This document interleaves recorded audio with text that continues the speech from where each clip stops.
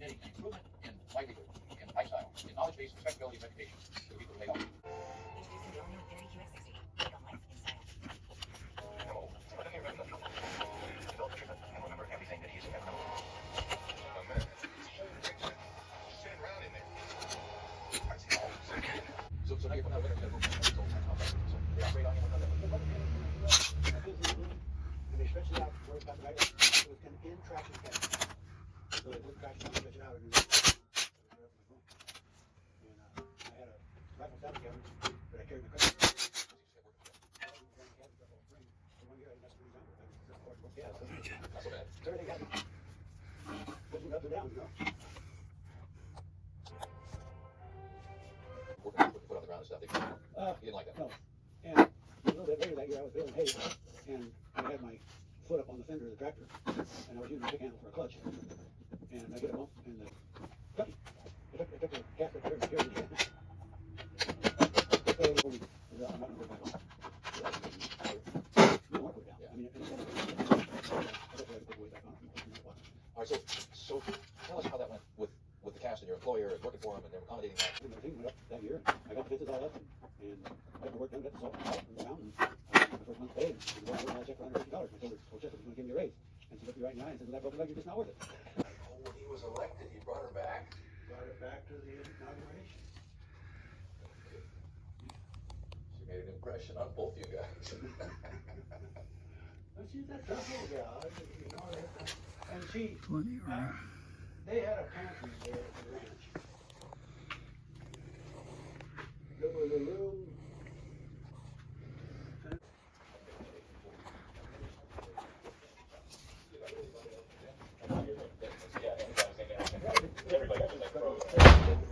I thrown so much water around this deck project that my father spooned. But I did stage some and I taken the nail down. But again, they just throw anything away.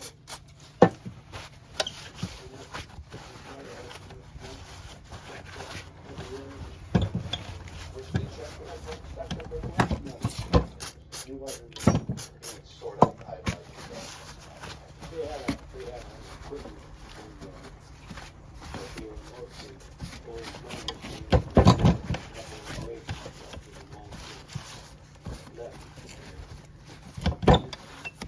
but Chester was still very as a team when I first started it.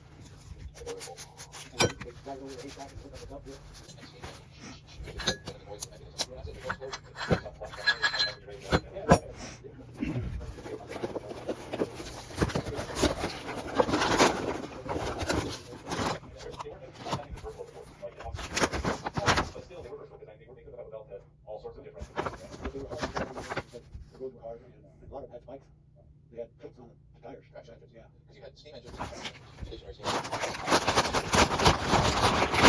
They also had, well, no, they were so intense and strong. But if you got a hold of something that wasn't on here, besides the rotates around the axle. Wow. Still a lot of people. And they run before the oil goes up.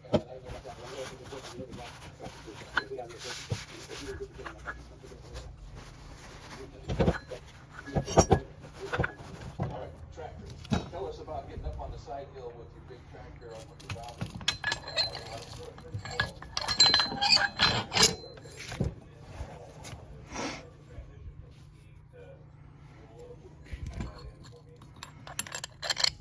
The hit and miss was a system with a governor on it that shut the fuel off and the motion disappeared, but sometimes it sparked when it was running over the governor speed. And it would go boom, and the fly wheels would get spinning, and then that would shut off the fuel and the ignition, and it would cook on speed. It would let the momentum of the flywheel do the work. Right.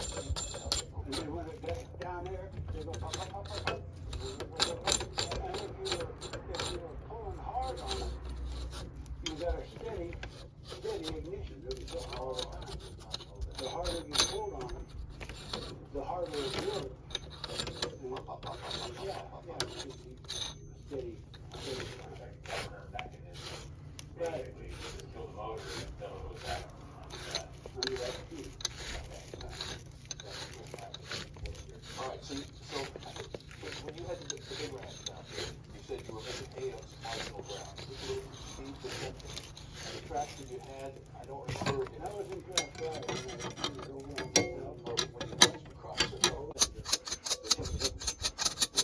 Took me in the back. Give me the back. And I'm going to do the tractor to the rate. Everything's still running.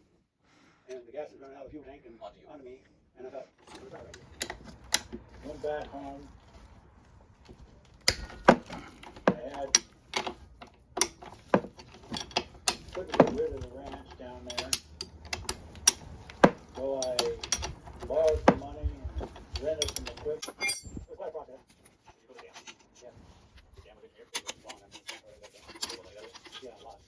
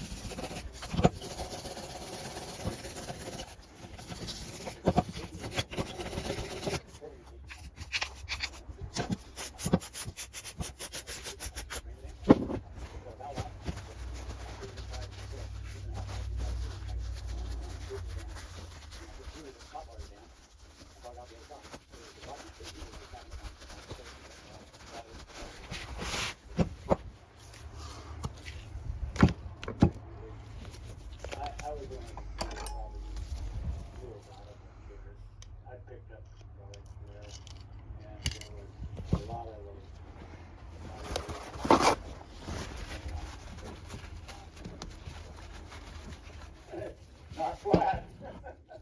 It had 500 and some thousand acres. No, 500 acres. Wow, kind of like bordered up to this lake. Almost all. I had two areas crossing over this creek up the creek. And I got two big railroad tankers for oil. And I loaded them down into the field.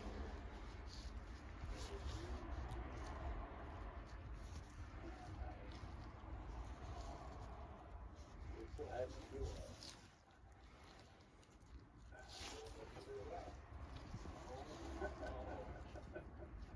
I didn't realize how much. Couldn't put it out.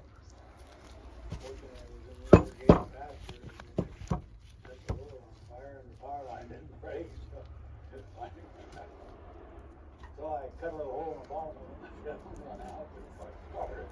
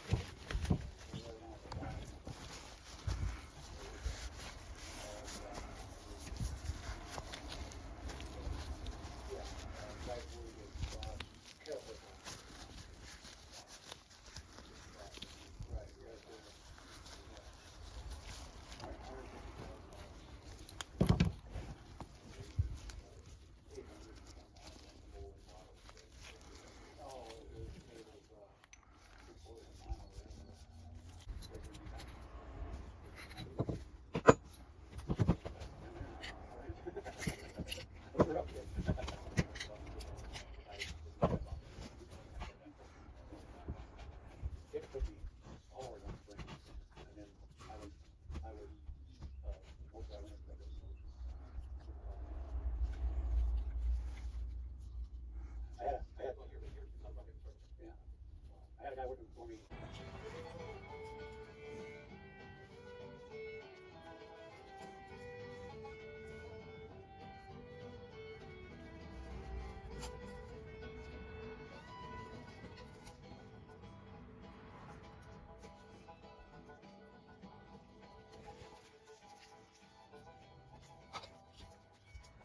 With the body parts of their comrades had been blown up, and they would scrape dirt down over the, they would bury them in the bottom. So that was your introduction to home meat production. Did you ever not produce your own meat? Not really. It wasn't a, we killed 2 hogs. Killed some pigs now and then, killed lots of chicken. She was getting very sick. So she started eating fish, and she, Okay.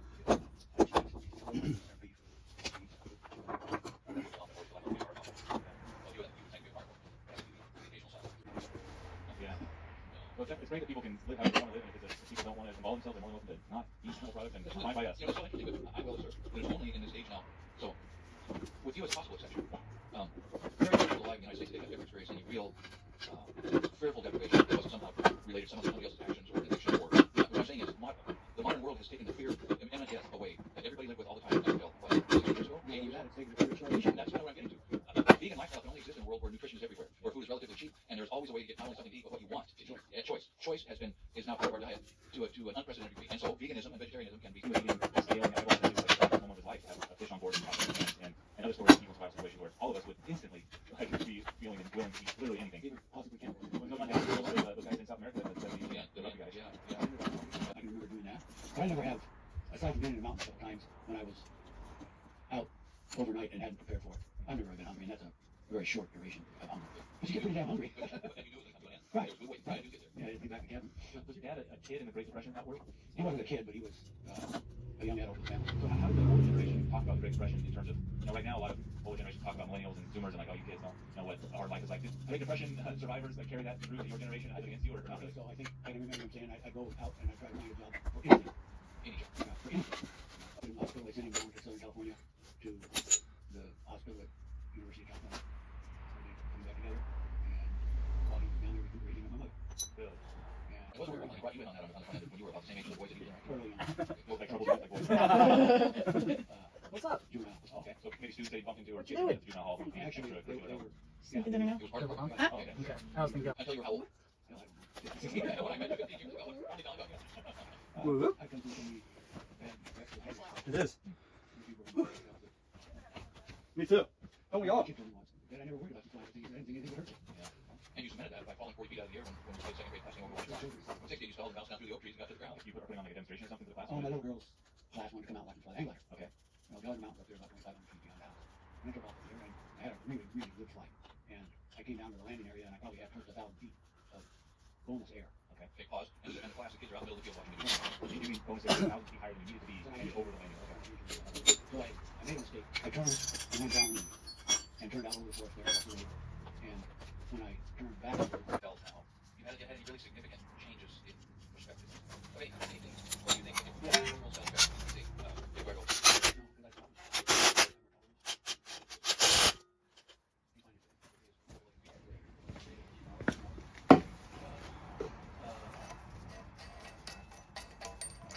he was a horse trader, and I say horse trader because he traded anything, everything.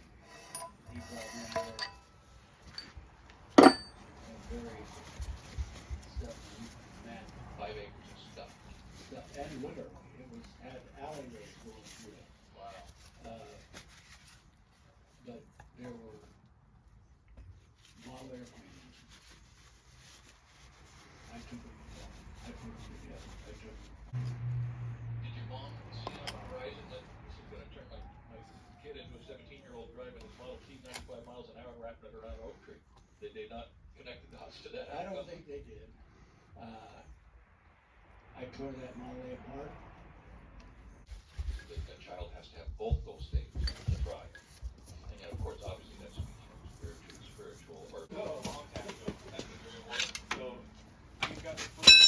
Unfortunately, we don't have the picture of him rolling out of a tree. But maybe he'll do that again. We'll knock that out. Yeah. Be your own stuff, man. All right, so check it out on YouTube. This will be on our main channel, and we really appreciate you listening.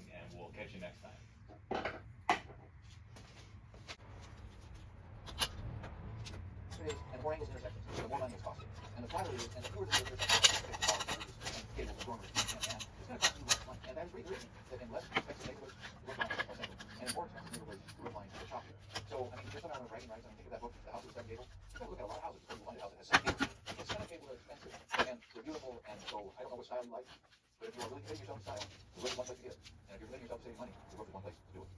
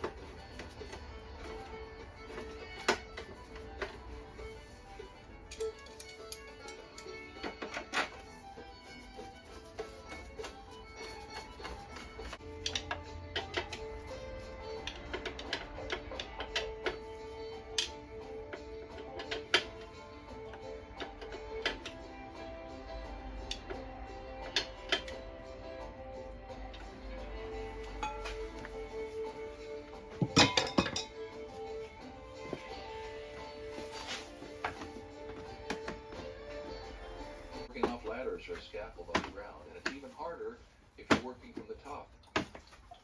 Now with interior work, you know, it's easy enough because you're on the ground and the material's light and you're often using a chop saw. But remember, right now I'm doing exterior finish work about 30 feet up in the air, and this board is almost 15 feet long. To make matters worse, I just could not quite get to a spot where I could get a direct view of the joint itself without climbing up onto the peak itself. So, and then run my saw right down the middle of the joint itself. And what I'm left with Yeah. is almost always a All right, nice tight. coming. Yep. Believe me when I tell you that I looked over our connections on this corbel 2 or 3 times before I shinnied out here, sat myself down, and made this cut.